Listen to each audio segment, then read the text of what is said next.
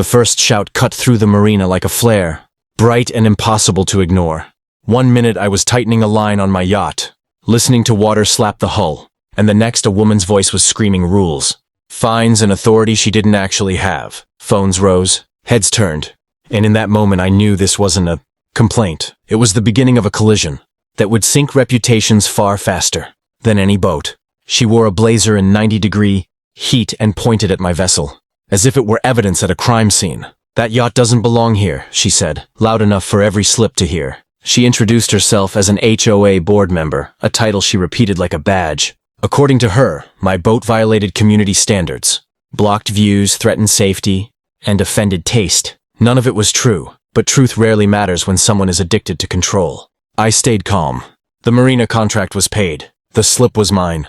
The yacht met every regulation. I even offered paperwork. She refused to look. Instead, she filmed me, narrating her own version of events, promising consequences. "I'll make calls," she said. "You'll regret this," the crowd murmured. Some recognized her, some warned me with their eyes. By sunset, the calls started. The marina office. The city, my employer. Complaints stacked up like waves during a storm. She accused me of harassment, illegal docking, and intimidation. Each claim was louder than the last, designed to overwhelm and embarrass. I realized then that this wasn't about a boat. It was about power, and she intended to use every lever she thought she controlled. What she didn't know was that I'd document everything. Cameras on the dock, emails saved, contracts signed, receipts dated. While she posted edited clips and dramatic captions, the uncut footage quietly preserved reality. Friends at the marina shared their recordings too. Pieces of a puzzle she never noticed forming. The next morning, a notice appeared on my windshield demanding removal within 48 hours. It cited rules that didn't exist. It carried her name, and at the bottom, a threat. Non-compliance would be reported to my company. I smiled, not because it was funny, but because she had finally crossed a line she couldn't uncross. I didn't know how public it would become, or how hard she would push. I only knew the tide had turned, and silence would cost me everything. The dock lights flickered, engines hummed, and somewhere a camera kept rolling, patient, honest, and waiting before consequences arrived faster than anyone expected. When truth finally surfaced under unforgiving daylight for everyone watching closely. By the third day, the marina felt different, like a stage set before a storm scene. People whispered when I walked past. Some nodded in quiet support. Others avoided eye contact, afraid of being pulled into someone else's war. HOA Karen, meanwhile, was everywhere. She patrolled the docks with her phone raised, narrating again, reframing the story, until she sounded like a hero, protecting the community from a villain in boat shoes. She didn't just call my employer once, she called repeatedly. Human Resources emailed me with concerns. My manager asked uncomfortable questions. Was I causing trouble? Was there a risk to the company's reputation? I answered calmly and sent documents, but I could feel the pressure building. This was her strategy.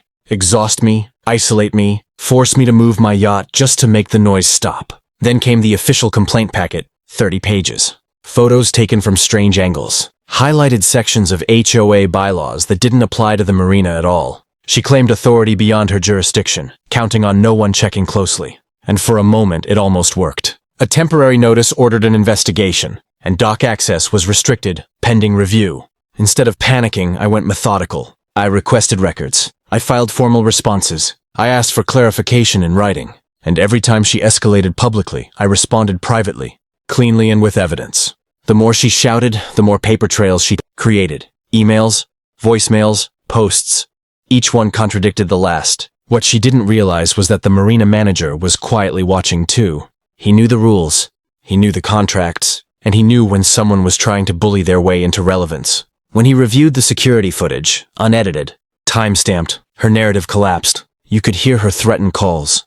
You could see her block access. You could watch her ignore offered paperwork. Then the twist came from a place neither of us expected. Her employer reached out to the marina to verify concerns. She had been using her job title during these confrontations, implying official backing she never had. That changed everything. What had been a neighborhood dispute became a professional liability issue. The investigation widened. Her social media posts were reviewed. Her calls were logged. Her statements compared side by side with recorded reality. And slowly, quietly, the tone shifted. Emails stopped questioning me and started asking her. Clarifications were requested. Authority was challenged. One afternoon, as I stood on the dock, a familiar blazer appeared again.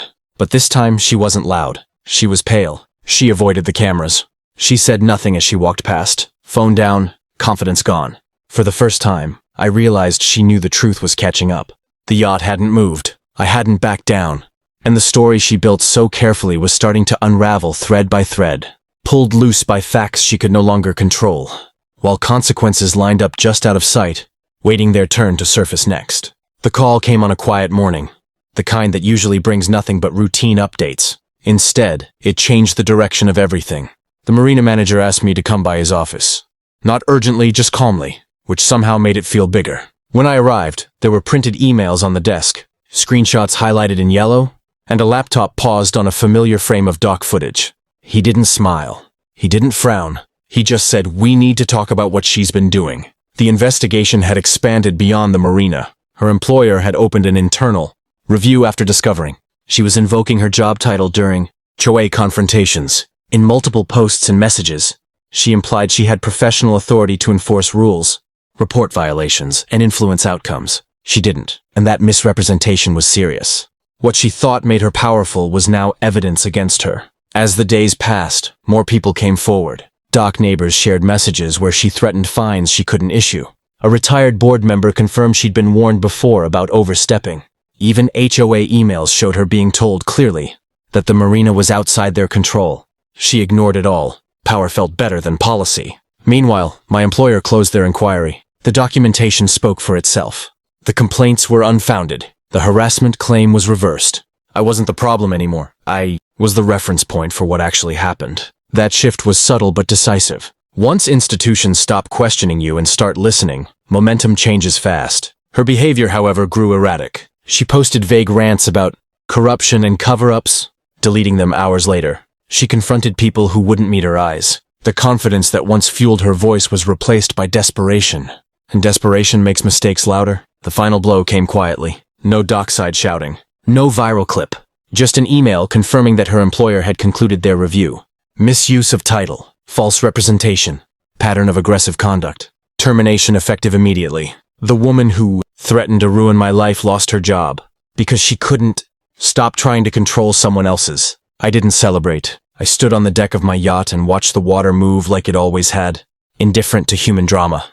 I felt relief, yes, but also clarity. Truth doesn't need volume. It just needs time, records, and the patience to let lies outrun themselves. The dock returned to normal. Conversations softened.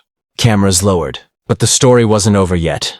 Because consequences ripple outward, and the aftermath of her actions was about to surface in ways no one expected next. The morning after her termination, the marina felt almost surreal. The air was lighter, the water calmer, and for the first time in weeks, people smiled without glancing over their shoulders. Choa Karen's absence was palpable. But so was the lesson her actions left behind. You could feel it in the conversations among neighbors. Relief, mixed with disbelief. The kind of disbelief that comes from watching someone build a fortress of lies only to watch it crumble under its own weight. Her missteps had sparked more than just personal vindication. HOA boards in nearby communities began reviewing their procedures, double-checking powers granted to members, and questioning reports that had once gone unquestioned. Her story, once a cautionary anecdote whispered among dockside conversations, became an example of what happens when authority is assumed rather than earned. Her name lingered as a warning. Unchecked aggression, misused influence, and the danger of mixing personal vendettas with positions of responsibility. Even my yacht, once a target, became a symbol of patience and persistence. Friends would nod knowingly as they walked past, commenting quietly on the ordeal. Each nod was recognition that calm, documentation, and strategy could overcome noise, intimidation, and fear. People admired the restraint it took to stay grounded while someone else raged, to let evidence speak louder than anger. Emails from the HOA trickled in weeks later. Apologies, clarifications, and updates about procedural changes. They admitted that oversight was lax, that they had failed to act promptly, and that some of their members had been complicit through silence. Reading those messages, I realized that victories are rarely just about winning a fight. They're about forcing systems to improve, about holding people accountable in ways that prevent the next confrontation.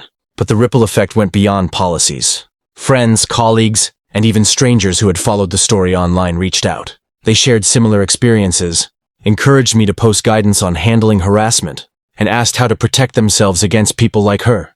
What began as a personal conflict became a lesson for a wider audience.